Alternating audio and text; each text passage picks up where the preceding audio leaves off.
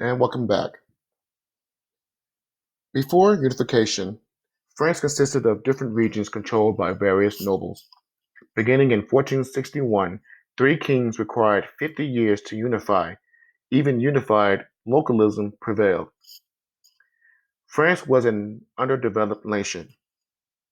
Bureaucratic positions were purchased and could be sold, but these positions weren't taken seriously by those who held them.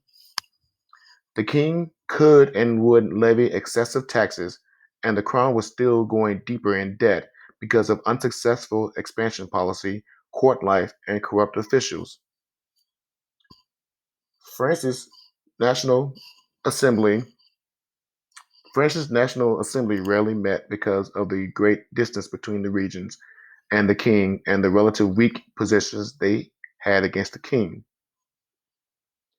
The guilds worked with the state, buying their power and making commerce hire the guild rather than people.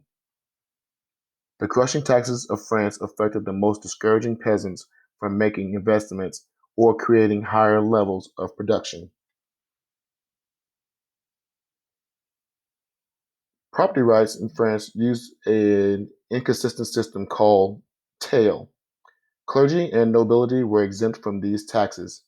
Property rights were sold by the state but would also be ignored by the state. The king owned the mineral rights, and when he sold the mineral rights, the miners could use the property however they chose. The markets in France, every type of commerce was prohibited except by royal license. Most of the licenses would be sold as a monopoly. Because of the royal licenses, there was very little direct competition from within or outside France. Guilds were the early forms of labor unions, but purchased their power and worked hand in hand with the state to serve as barriers to liberty. Guilds used their power to protect their members from being displaced by machines or assembly lines.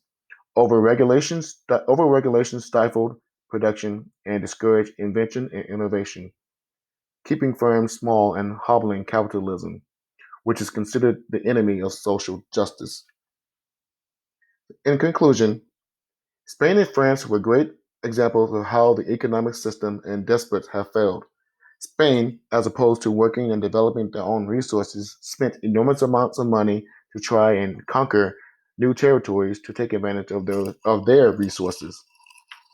None of their money stayed within Spain. France fell because possession of land and jobs were controlled by a few that were in the higher ranks of bureaucracy, and that the level of taxes paid was at the sole discretion of the king, who often demanded higher taxes. In the end, we see that countries like England and Holland proved to be more successful due to them adopting capitalism. And that is our presentation. Thank you very much. Let us hear your comments in the comment section.